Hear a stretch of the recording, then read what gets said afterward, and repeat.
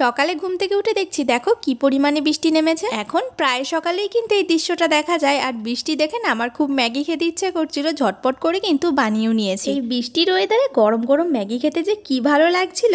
আজকে না ম্যাগিটা একটু অন্যরকম করে বানিয়েছি, মানে যাতে ঝটপট হয়ে যায়। প্রথমে সবজিগুলো একটু হালকা করে ভেজে নিয়েছি, তারপর ওর মধ্যে পরিমাণ মতন জল দিয়ে ম্যাগিটা দিয়ে দিই। জলটা যখন পুরো শুকিয়ে এসছে তারপরেই নামিয়ে ফেলেছি। আগের দিন ও আবার একটা তাল এনেছিল, তাই তালটা আজকে ছাড়াতে বসে পড়েছি। যেই তাল দেখলে একসময় 10 হাত দূরে চলে যেতাম, কিছুদিন ধরে সেই তাল খেতে যে কি মন চাইছে। অনেকদিন ধরে না ওকে বলছিলাম জানো যে একটা তাল এনে দিও, তবে না ও খুঁজেই পাচ্ছিল না। অনেকদিন পর তালটা খুঁজে পেয়েছে। এই প্রথমবার কিন্তু আমি তাল ছাড়াচ্ছি, আগে কখনোই ছাড়াইনি। ঠাকুমাকে অনেক দেখেছি তাল ছাড়াতে, ভাবছিলাম ঠাকুমার মতন করে তালের কাত্তা বের করব, মানে যেরকম ভাবে করে আর কি। কিন্তু অনেক চেষ্টা করেছি, কোনো মতেই পারি। আর তালটা ছাড়াতে একটু বড় পাত্র লাগে, তবে আমার কাছে এর থেকে বড় কিছু ছিল না। কোথা থেকে কি যে করব কিছুই মাথায় ঢুকছে না। শেষে দেখো দুটো তালের হাঁটি একটার পর একটা বাড়ি দিচ্ছি। তারপরে ঠাকুমাকে দেখতাম থালার এই কোণগুলো দিয়ে কত সুন্দর তালের কাত্তা বের করতো, সেটাও চেষ্টা করেছি, তারপরেও দেখো পারিনি। এক পর্যায়ে তো আমার বড় নাজেহাল অবস্থা, তারপরেও চেষ্টা করেছি, কারণ আমার তালের বড়া খেতেই হবে। এই দেখো আমার শেষ অস্ত্র।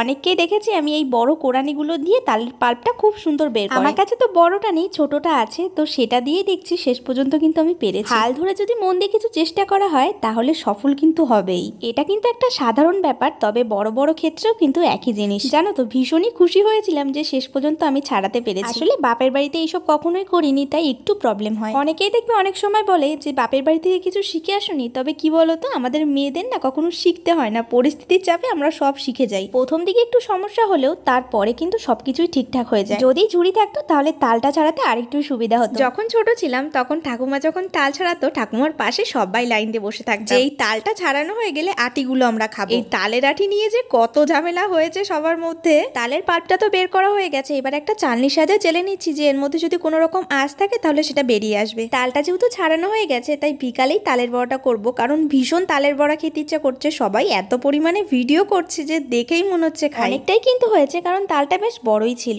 তালটা জাল দিয়ে রাখলে বেশ কয়েকদিন থেকে যাবে, 2-3 ধরনের জিনিস তো বানাতেই পারবো। জানতাম এটা ছাড়াতে একটু সময় লাগবে, তাই সকাল সকালেই বসেছিলাম। এরপরে রান্না করে চলে এসেছি, রান্না বান্নাও তো করতে হবে। সবজি রাখার এই জায়গাটা না বেশ অনেকদিন পরিষ্কার করা হয় না, তাই ভাবছি আজ সবকিছু বের করে এই জায়গাটা একটু ভালো করে পরিষ্কার করে নেব। আরো বাজারে গেলেই প্রত্যেক দিন কিছু না কিছু সবজি আনবে, আর এই করতে করতে ঘরে এত পরিমাণে সবজি হয়ে গেছে, এখন পুরো সবজির দোকান বসাতে পারবো। এই জায়গাটা পরিষ্কার করার পর রান্নাটা বসিয়ে দিয়েছি, কারণ এই জায়গাটা একটু ঠিকঠাক করতে সময় লেগে যাবে, তাই রান্নাটা চাপিয়ে দিয়ে আবার এই দিকের কাজগুলো সব সেরে নেব।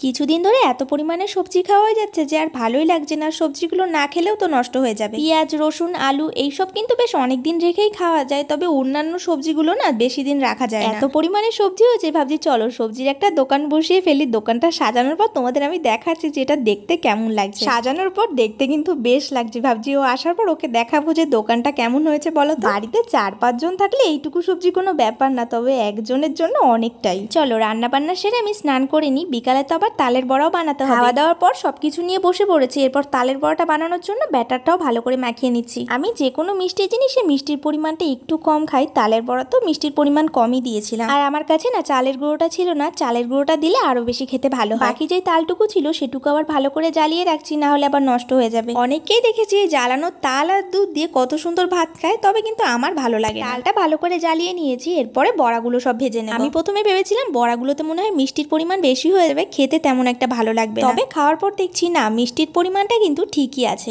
অল্প করেই ভেজেছি, কারণ ও তেমন একটা এইসব পছন্দ করে না, আমারই খেতে হবে। এবার যখন তালের বড়া বানানো হয়েছিল তখন আমি বাপের বাড়িতেই ছিলাম, আর তখন জানো তো ঠাকুমা বেঁচে ছিল, ঠাকুমাই সবকিছু করে দিয়েছিল। তবে এই বছর আর ঠাকুমা নেই, তাই তালের বড়া বানানোর সময় না ঠাকুমার কথা খুব মনে পড়ছিল। তাহলে আজকের ভিডিওটা কিন্তু এখানেই শেষ করছি, দেখা হচ্ছে নেক্সট কোনো ভিডিওতে।